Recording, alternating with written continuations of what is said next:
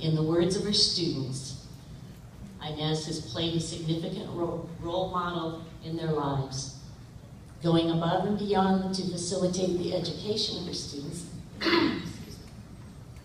Passionate, resourceful, dedicated, motivating, making sure students understand the key concepts, providing a class which is superior to those taken at UCLA, using a variety of teaching methods to learn or to make learning enjoyable, being there for her students, providing leadership, critical thinking, and communication skills, providing the confidence required to later participate in research projects at the university and talk about that research to over 100 people.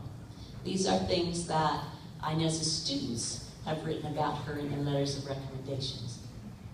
Through lectures, podcasts, lab classes, a wide variety of field trips, projects, and a highly successful teaching assistant program before STEM was quite so popular, Inez has invested in BC students.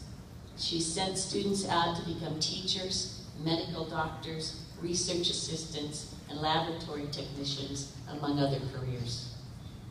And these students remember her as that teacher who captured their imagination and inspired them to reach higher. Please join me in welcoming Inez Devlin-Kelly.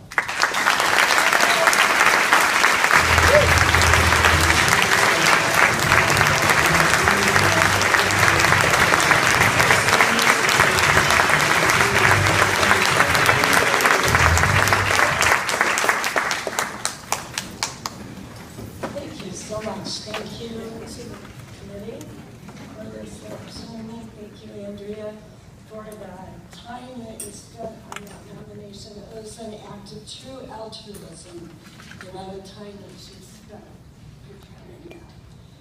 And thank you to my colleagues, my wonderful colleagues in the biology department.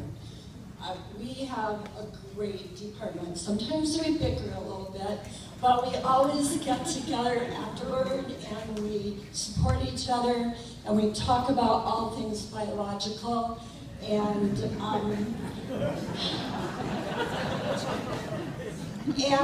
when colleagues interact like that, there is a synergism that occurs where each of you can do more than one person could ever think about doing alone.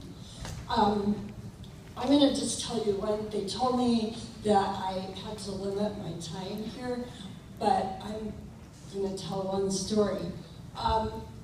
Janet called me up, Janet Volz, who you've heard about all of her administrative skills, but she's dynamite in the classroom. She called me up on a Sunday, and she said her son had just come back from doing a cattle roundup, and he had these bugs all over his body. She said, I've been combing these out of his hair all day, and she said, I don't know, I thought maybe you could do something with them. Not many people get that kind of a call on us. So, to make a long story short, what we ended up doing with it was we staged a fake epidemic. And I took those little insects, so actually they were lice, not insects. And I took them and put them in little bottles with special little labels, and I said to my students, there's this person in the hospital and they can't figure out what he has, and we have to help them identify what they think it's related to these bugs, and we have to identify these bugs so that they can find out what the disease is and treat this person. Those students, I have never seen students try to key out an animal that fast. They were on it like glue. And this was in kind of the early days of the internet. They went on the internet, they found out information about it, they identified it. They reported to Janet's micro students. This is the insect, the white louse that we found. It's a cattle louse. What can you do with that? What could that be? And in the meantime, every day, Janet is writing up reports as if they had come from the hospital. So, you know, and the thing is, the patient was getting better, the patient was getting worse, the patient was getting better, the patient was getting worse. So, this was going well. They were engaged, they were doing well. Janet and I thought we were on top of things.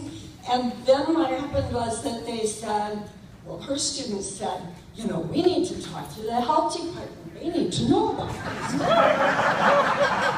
And my students said, we need to talk to the Department of Agriculture. They really need to know about that there's this problem and it carries this disease, which they identified as relapsing fever. And so Janet and I looked at each other and said, oh my gosh, what are we going to do? And we decided, so I said, well, I'll call the Department of Agriculture, you call the Department of Health. And we called them and we said, okay, here's what we did. You have 3 choices that we can see. You can refuse to talk to them. You can tell them the truth. Or you can kind of go with the flow and pretend that this is really happening and give them the information that they're calling about. And they thought about it and said, yeah, we'll go with the flow. So that's the kind of thing that you can do if you rely on your colleagues and talk to your colleagues and interact with your colleagues. It was suggested that maybe I would like to give some advice, especially to those incoming new faculty, about how to be a successful teacher. And so in order to keep the time very not so long, I have just a couple of suggestions. One is wear comfortable clothes. Spandex rules. Tennis shoes and spandex. That's the secret to success. When you're going into your 12th or 14th hour of work on campus, standing up in a laboratory, you're really grateful to have tennis shoes and spandex. The second thing, how many of you read Malcolm Gladwell's books? Anybody? Tipping Point, The Outliers?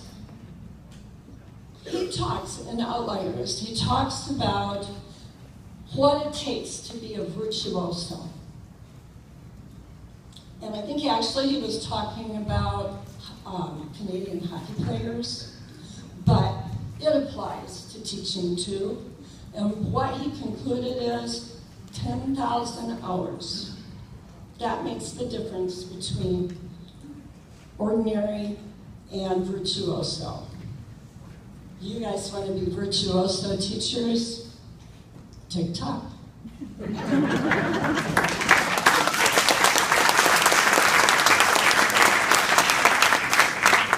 I want to leave you with one thought. As you walk into your classrooms on Monday, I want you to think about the fact that I touch the future. I teach.